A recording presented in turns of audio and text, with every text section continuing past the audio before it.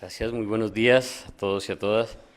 Eso de ser tanto candidato significa que no gané, con lo cual no sé si sea una buena carta de presentación, pero bueno, ya que lo dijeron, pues vamos a asumirlo, ¿no? Vamos a intentar darle la vuelta en estos minutos que quedan de aquí en adelante. Ah, bien, a mí me pasó exactamente lo mismo sobre la ponencia. Lo que pasó el domingo definitivamente nos cambia la lectura y hace que tengamos que construir otro tipo de narrativas. Pero entiendo lo que plantea Frank hace un momento y tenía que ver con encontrarse de cara a un espejo que no queríamos ver. Y encontrarse un espejo que no queríamos ver tiene que ver con unas emociones que ahora cuando tú estabas hablando recordaba justo ese instante cuando nos bajamos del bus ahí en La Habana y nos teníamos que encontrar con todos ustedes. Tú estabas ahí, estaba Marco Calarcá, que fue uno de los primeros que entró, y cuando llegamos, el nudo en la garganta de todos los que estábamos ahí era una cosa, el ambiente, la tensión que se vivió era muy fuerte. Muchos llevamos muchos años hablando en público, pero la verdad, lo que me costó hablar ese día frente a los negociadores de las FARC y del gobierno, teniendo entre otras cosas al general Mora y el general Naranjo a 2 metros de distancia, con todos los problemas que tuvimos con Mora y con Naranjo en su momento, fue la verdad una situación de desfogue, porque entendí que lo que me había pasado durante estos últimos 13 años era una ruptura, una relación de ruptura con Colombia. 13 años en el exilio. 13 años en el exilio en el que me llevé un trozo del conflicto armado, pero se quedó en Colombia la idea de que quienes nos habíamos ido, habíamos huido del país. Entonces nos fuimos como unos traidores con el país. Nos fuimos como unos traidores y aquí se quedaba solo la remesa que enviábamos, se quedaba el mal nombre de los que se fueron y a nosotros nos quedó la frustración de habernos tenido que ir de manera involuntaria. Por cierto, no fui el único que me fui. Nos fuimos varios estudiantes que en su momento le apostamos a ese proceso en el Caguán. Y quiero decirles que uno de ellos fue un estudiante de la Universidad del Rosario. Cuando la mesa de negociación del Caguán decide en el 2000, a finales del 2000, después de haberles hecho movilizaciones sostenidas al Caguán, a las audiencias públicas, miles y miles y miles de jóvenes a lo largo de casi un año, y nos dice la mesa, les queremos invitar a que participen como integrantes del comité temático, es decir, íbamos a ser parte del proceso de negociación. Y decidimos que iban a ser 4 personas, 4 estudiantes, los que iban a participar de manera rotativa en ese puesto que nos daban para ser parte de un proceso con tal relevancia. Pues el primero fue Gren Fitzgerald, que era un estudiante de la Universidad del Rosario, todos hacíamos parte de la CEU y de otras organizaciones, y él fue el primero. Entre los dos fuimos los únicos que pudimos participar, pues porque no nos dio tiempo, el proceso se acabó cuando nos nombraron, así de malas éramos. Entonces nos nombraron y a los 4 meses se acabó la zona de distensión. Y nos tuvimos que ir del país. Y con esa ruptura llegamos a La Habana. Y llegamos a La Habana a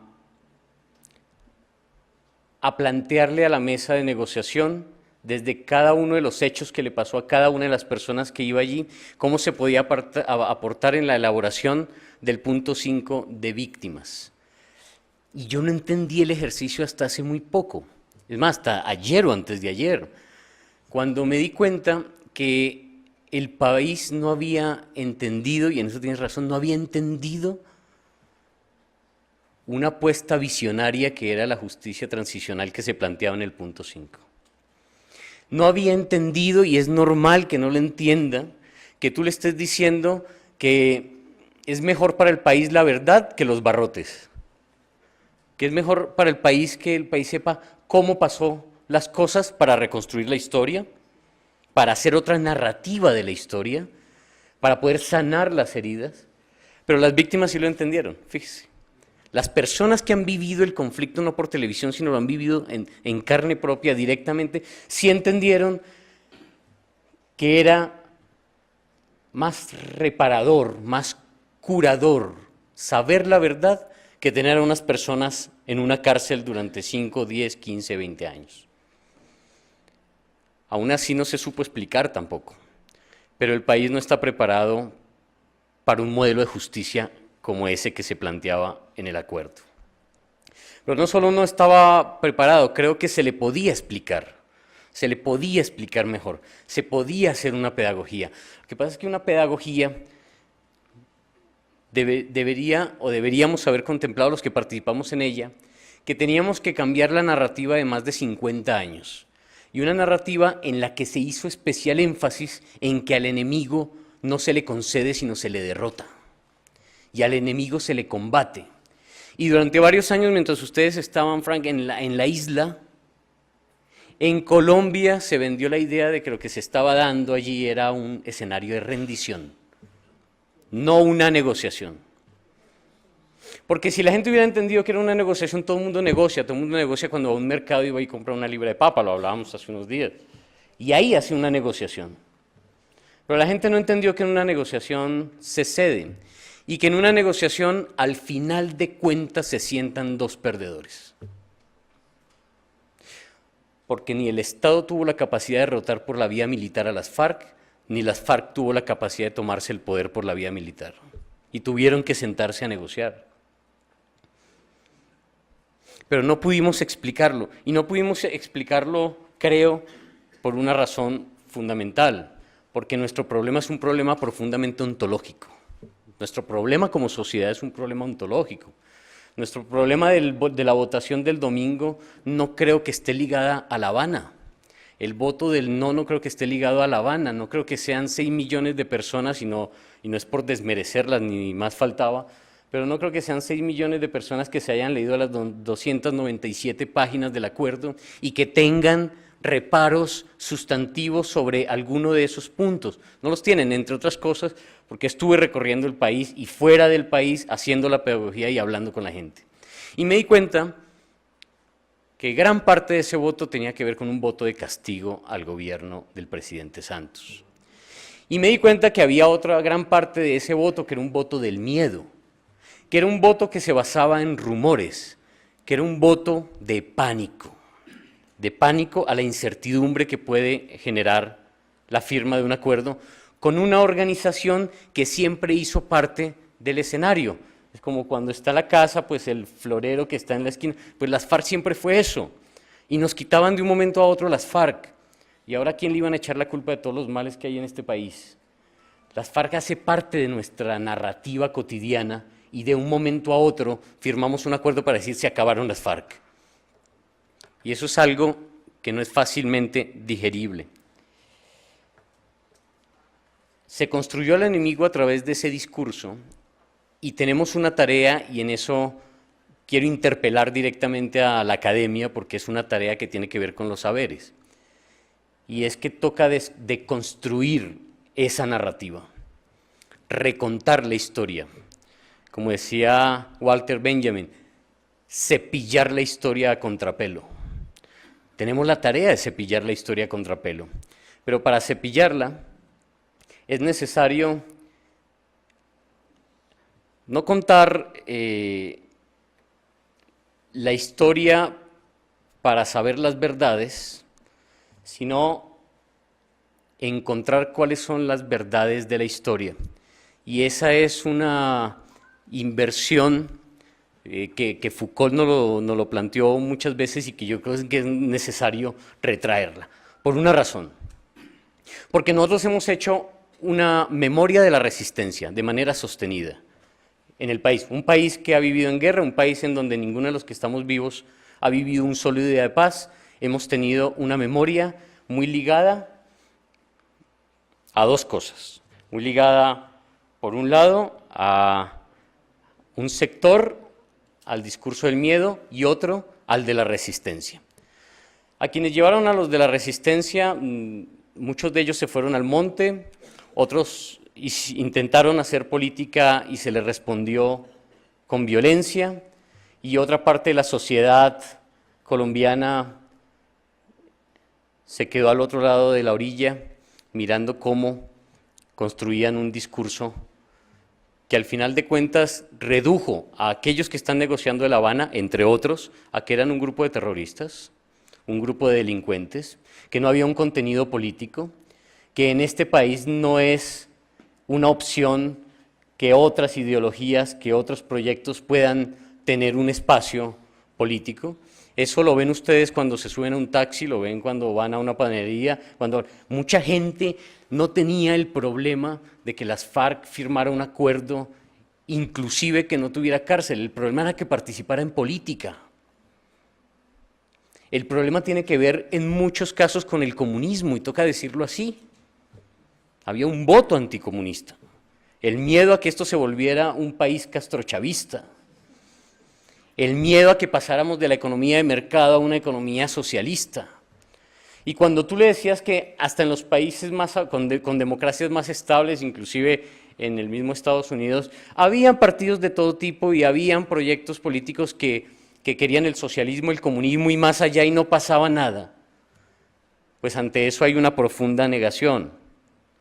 Y ante esa negación, la tarea, creo, consiste en llegar a la memoria de la reconciliación, de la memoria de la resistencia a la memoria de la reconciliación. Y para llegar a la memoria de la reconciliación toca hacer una ruptura en esa línea de continuidad de la historia, en la forma como hacemos el relato. Y miren que vengo de una familia cognitiva en la que los procesos son dialécticos, ¿no? Y esa dialéctica me lleva a pensar que nosotros somos el resultado de victorias, de derrotas, pero sobre todo de luchas. Pero soy convencido de que en este momento hay una generación que tiene que hacer una ruptura para contar las cosas de otra manera. Lo que pasó anoche tiene que ver con esa intención de contar las cosas de otra manera. Lo que pasó anoche es un primer paso, pero no es un paso suficiente. Es un primer paso que demuestra que la sociedad colombiana está entendiendo que hay un cambio de época, que hay una sociedad que entendió que los principales derrotados el día domingo no fue la mesa de negociación y no fueron las FARC, fue la clase política tradicional de este país. Porque la clase política tradicional de este país asumió unas banderas, legítimamente además, pero la sociedad colombiana se quedó fuera de toda esa campaña. La sociedad colombiana se quedó fuera de toda esa explicación. Y es bueno hacer un mea culpa, y lo reconozco, Frank, que lo han hecho de todas maneras varias personas del gobierno, de las FARC, etcétera, de que no se hizo una explicación suficiente de lo que se estaba haciendo en La Habana. No se trajo el proceso a la cotidianidad de la gente. Mire, si hay algo que yo creo que hay que rescatar del proceso de hace 15 años en el Caguán, porque pareciera que todo fue un fracaso y no fue un fracaso. De hecho, no creo que hayamos llegado a La Habana si no hubiese ese precedente, si no hubiese la seguridad democrática, es decir, si no hubiéramos pasado por todo esto, no hubiéramos llegado a un proceso y a una negociación como la que se hizo. Pero si algo hubo en el Caguán fue participación de la gente. Más de 25.000 personas llegaron hasta allá y fueron escuchadas por la mesa de negociación. Y la gente llegaba con sus propuestas y llegaba a las audiencias públicas y hablaba y entendía qué era lo que estaba pasando. Se metía en ello. Por eso es necesario hacer una pedagogía en la que se entienda, que para mí es una de las cosas más valiosas de este proceso, y es que el acuerdo permite una interpretación que haga que ese acuerdo se forme a la horma de diferentes zapatos. Es un proceso, es un acuerdo flexible. Cuando ustedes lo leen en su parte sustantiva, nos va a permitir algo en la implementación. Mecanismos de participación. No va a resolver el problema, pero va a permitir que la gente participe y por una pequeña grieta de esa participación pueda abordar los problemas que la guerra impidió que viéramos. Mire, no es menor que a partir de esta negociación cambiemos inclusive la episteme, la forma como entendemos muchas cosas. Y una de ellas, y con esto ya voy acabando, tiene que ver con una palabra que para muchos ha sido un referente y que para otros ha sido un daño profundo. La rebeldía. La rebeldía. ¿Sabe qué se logró? Se logró lo que planteó Dostoyevsky con la figura de Iván Karamazov, cuando dice: yo no niego a Dios, pero lo refuto. Yo no niego su existencia, pero a partir de una premisa moral lo quiero refutar. Pues lo que pasa con las FARC es que las FARC negó sistemáticamente al Estado, porque se declaró en rebeldía, y lo que hace con una negociación es ya no negarlo, sino refutarlo por la vía política. Es una transición sin dejar de ser rebeldes. Y eso es una valía importantísima en el concepto, porque no solo trasciende a quien tiene el fusil, sino debe trascender a quien tiene el poder de la palabra. Y el poder de la palabra está aquí, está en la academia. Y el poder de la palabra está en el conocimiento y en la construcción de la cultura popular. Y el poder de la palabra tiene que ver con una transición que paradójicamente el país tampoco entiende. Y es que la negociación fundamentalmente tiene que ver con cambiar el fusil por las palabras, el fusil por la política. Y tenemos una tarea, y ustedes como esa generación que va a vivir esta transición, que está viviendo esta transición, bueno, no todos, bien, vale. Yo no quería dejarlo explícito, pero ya sabemos a quienes se sientan interpelados por la parte generacional, tienen una tarea muy relevante que tiene que ver con darle contenido a la palabra rebeldía. Nos la robaron, ¿eh? La estigmatizaron, y la rebeldía se volvió un tópico nefasto que tocaba decirlo con letra pequeña y que se asociaba a la boina del Che Guevara y que se volvió una cosa totalmente frívola. No. Toca darle un nuevo contenido a las palabras. Toca darle otros significados. Y a mí me parece que esa palabra rebeldía es clave, y no solo por lo que pasó anoche, sino por todo lo que viene de aquí en adelante con todos estos retos. Y tiene que ver con hacerle creer de nuevo a este país en la política. El problema de fondo de este país tiene que ver con la política. Nosotros necesitamos que en las instituciones públicas haya gente normal y corriente representando a gente normal y corriente. Nosotros necesitamos que cualquier persona sepa que tiene el derecho de entrar a cualquier institución pública sin necesidad de ser hijo de, o sin necesidad de tener la cantidad de millones para. Nosotros necesitamos que con este esfuerzo que se hace en La Habana se haga un pequeño estímulo para volver a contar una narrativa desde nuestro presente.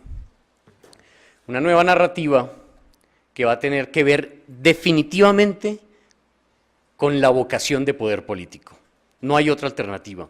Y a esta generación le digo, a los que hay, que no tienen otra opción que tener vocación de poder. No tenemos otra opción.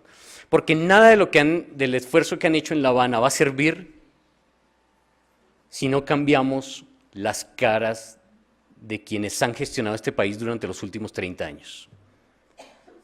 Porque no podemos permitir que el proceso de paz tenga un sello lampedusiano, de cambiémoslo todo para que todo siga igual. El proceso de paz y la firma nos tiene que servir para poner un antes y un después y hacer los debidos reconocimientos. Y decir, mire, hicieron un esfuerzo, firmaron un acuerdo de paz y les damos gracias. Fue tarde, pero les damos gracias. Pero a partir de ahora se necesita un proyecto intergeneracional. Nosotros cometíamos un error hace 15 años cuando pensábamos que el movimiento juvenil, por el hecho de ser juvenil, ya era renovador.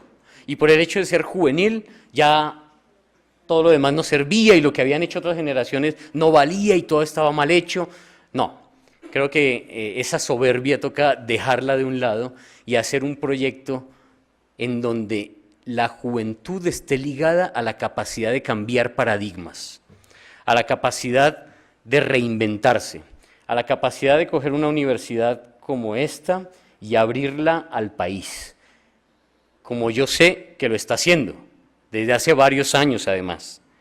Por eso, la tarea, al final de cuentas, y por eso volví al país hace 1 año y medio, después de lo de La Habana. La verdad, lo de La Habana fue el momento en el que dije, es hora de volver. Y les digo por qué. Me presenté 2 veces al Parlamento de Cataluña y sabíamos que no íbamos a entrar realmente porque es un país donde todavía no conciben que un inmigrante no sea un albañil.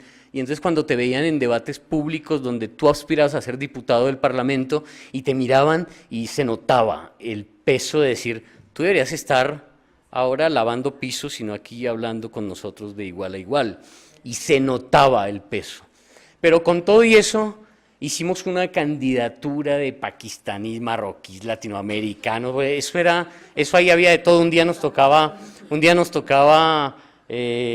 hacer el Ramadán y al otro día nos tocaba ir a comernos bueno, en fin, eso era de todo. Pero hicimos una candidatura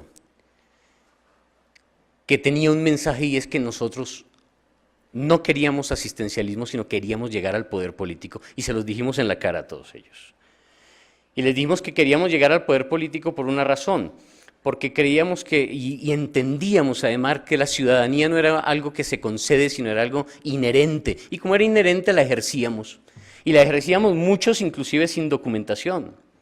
Y fue una etapa muy interesante, muy intensa, muy bonita, que ahora desde la distancia veo, hay muchos alcaldes de ciudades que venían de ese movimiento, gente de origen colombiano, marroquí y demás, que lograron llegar poco a poco a esos sitios, así que esa semilla la sembramos en esas movilizaciones de mediados de los años, de la primera década de los 2000.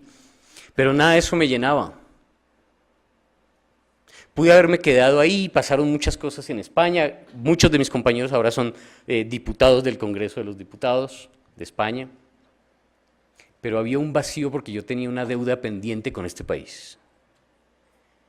Y tenía que volver a saldarla para que el día que me